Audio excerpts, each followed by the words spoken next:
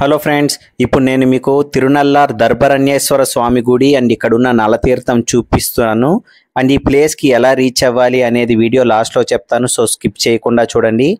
ముఖ్యంగా ఇక్కడ ఉన్న శివుడికి దర్భరణ్యేశ్వర స్వామి అండ్ ఇక్కడ ఉన్న కోనేరుకి నలతీర్థం అనే పేరు ఎందుకు వచ్చిందో తెలుసుకుందాం రండి. మనం ఇప్పుడు వెళుతున్న నలతీర్థం అనే కోనేరు గుడి నుంచి 1 కిలోమీటర్ దూరంలో ఉంది. దర్భరణ్యేశ్వర స్వామి గుడికి రావాలనుకున్నప్పుడు ఈ గుడి గురించి విశేషాలన్నీ నేను చాలా తెలుసుకున్నాను. ఇక్కడ ఉన్న ఊరు వాళ్ళని అడిగితే కూడా నేను తెలుసుకునిందే చెప్పారు. అది ఏంటి అంటే, దర్భరణ్యంలో ఉన్న శనీశ్వరుడు అండ్ శివుడి గుడిని దర్శనం చేసుకోవడానికి వచ్చినప్పుడు మొదట నలతీర్థంలో స్నానం ఆచరించి మనం వేసుకున్న పాత బట్టలు వదిలేసి కొత్త బట్టలతో గుడికి వెళ్ళి మొక్కోవాలంట. అలా ఎందుకు చేస్తున్నారో తెలుసుకుందాం రండి. మీలో చాలా మందికి నలమహారాజు కథ తెలిసే ఉంటుంది, తెలియని వాళ్ళ కోసం చెప్తాను వినండి. పూర్వం నలమహారాజు అనే అతను ఒక గొప్ప రాజు అంట. ప్రజలకి చాలా మంచి చేస్తూ ఉండేవారంట. ఒకానొక సమయంలో రాజుగారు చాలా కష్టాలు పడ్డారు. అవి తట్టుకోలేక రాజు తిరగని గుడి లేదు, చెయ్యని పూజ లేదు, ఇంకా ఏమి చేస్తే తన కష్టాలు తొలగిపోతాయని దిక్కుతోచని పరిస్థితుల్లో ఉన్నప్పుడు రాజుడు ప్రత్యక్షమై రాజుగారితో ఇలా చెప్పారంట, ఒక దర్భ అరణ్యంలో శివుడి గుడి ఉంటుంది, దగ్గరలో కోనేరు కూడా ఉంటుంది. మొదట కోనేరులో మునిగి నీ పాత బట్టలు అక్కడ వదిలేసి కొత్త బట్టలతో శనీశ్వర స్వామిని మరియు శివుడిని దర్శనం చేసుకో, నీ కష్టాలన్నీ తొలగుతాయి అని చెప్పి దేవుడు అదృశ్యమయ్యారంట. దేవుడు మాట వినిన నలమహారాజు కోనేరు శివలింగం రెండూ ఉన్న దర్భరణ్యం కోసం వెతుకుతూ చివరికి ఒక దర్భరణ్యంలో ఉన్న శివలింగం మరియు దగ్గరే ఉన్న కోనేరు కనుక్కున్నారంట నలమహారాజు. పై చెప్పిన విధంగా చేయడంతో అప్పటి నుంచి నలమహారాజు కష్టాలు బాధలు అన్నీ తొలగిపోయి సుఖంగా జీవితం సాగించారు. నలమహారాజు కనుగొని తను పూజ చేసిన చోటు కాబట్టి ఈ కోనేరుకి నల్లార్ తీర్థం మరియు దర్భరణ్యంలో శివుడు వెలిశాడు కాబట్టి దర్భరణ్యేశ్వర స్వామి అని పేరు వచ్చింది. అప్పటి నుంచి శనిదోషం ఉన్నా లేకపోయినా ఇక్కడికి వచ్చిన వాళ్ళు ఈ కోనేరులో స్నానం ఆచరించి పాత బట్టలు ఇక్కడే వదిలేసి కొత్త బట్టలతో గుడికి వెళ్ళి శివయ్యను శనేశ్వర స్వామిని దర్శనం చేసుకోవడం ఒక ఆనవాయితీగా మారింది. ఇక్కడికి వచ్చిన వాళ్ళు అలా బట్టలు వదిలి కొత్త బట్టలతో దేవుడిని దర్శనం చేసుకోవాలి అనుకుంటే ఇక్కడే షాప్స్ దండిగా ఉన్నాయి, బట్టలు అమ్ముతున్నారు. విడిచిన బట్టలు ఎక్కడంటే అక్కడ వేసేసి కోనేరు పాడు చేయకుండా ఇక్కడ మెయింటెనెన్స్ కూడా బాగుంది.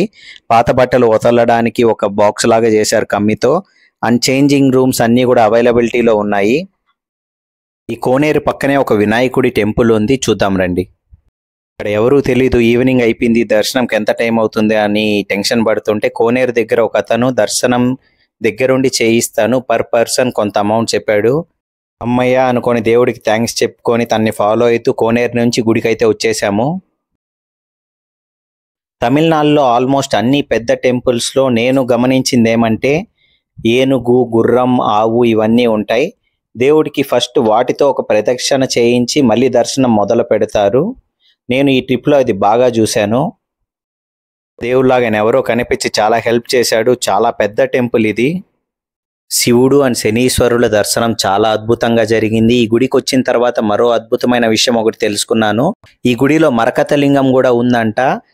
మేము ఈ గుడికి వెళ్ళేదే ఈవినింగ్ అయిపోయింది. మరకత లింగంకి అభిషేకం చేస్తారంట, అది మన అందరూ చూడొచ్చు. టైం ఇష్యూస్ వల్ల నాకు దర్శనం చేసుకోవడం కుదరలేదు, బట్ ఇక్కడికి వెళ్ళిన ప్రతి ఒక్కరూ తప్పకుండా మిస్ అవ్వద్దండి. మరకత లింగం ఒక అభిషేకం చూడండి. ఈ మరకత లింగం అభిషేకం కోసం చాలా మంది వేచి చూస్తుంటారంట. ఎందుకంటే లింగం పైన పోసిన పాలు నీళ్లు కూడా పచ్చ రంగులో మారుతాయంట. నాకు అంత అదృష్టం కలగలేదు, ఈసారి తప్పకుండా వెళ్ళి చూస్తాను. మీరు ఈ గుడికి వెళ్తే మాత్రం తప్పకుండా మరకత లింగ అభిషేకం దర్శనం చేసుకోండి. ఎన్నో విషయాలు తెలుసుకొని మీకు తెలిసేలా చూపించా కదా, సో ప్లీజ్ సబ్స్క్రైబ్ చేసుకోవడం మర్చిపోవద్దండి. అండ్ ఈ వీడియో 10 మందికి షేర్ చేయండి.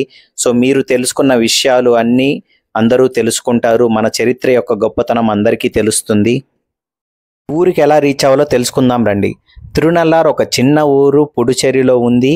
ఇది చెన్నై నుంచి 300 కిలోమీటర్స్, పుడుచేరి నుంచి 130 కిలోమీటర్స్ దూరంలో ఉంది. మన ఆంధ్ర తెలంగాణ వాళ్ళు చెన్నై, వేలూరు, చిత్తూరు, తిరువల్లూరు మీదుగా రావచ్చు. చెన్నై నుంచి తిరునల్లార్కి డైరెక్ట్ బస్సెస్ ఉన్నాయి. ట్రైన్లో రావాలి అనుకునే వాళ్ళు కరైకల్ అనే వరకు ట్రైన్లో వచ్చి అక్కడ నుంచి ఈ టెంపుల్ 7 కిలోమీటర్స్ దూరంలో ఉంది. ఇలా ఫ్లైట్లో రావాలనుకుంటే ఇక్కడ ఉన్న నియరెస్ట్ ఎయిర్పోర్ట్ వచ్చి ట్రిచి. ఇది ఒక 150 కిలోమీటర్స్ దూరంలో ఉంది.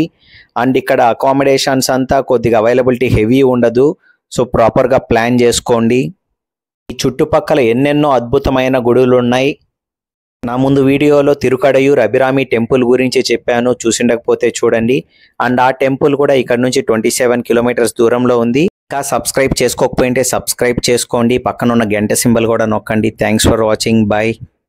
మరో అద్భుతమైన వీడియోతో త్వరలోనే కలుద్దాం. For now Suman signing off. Thank you.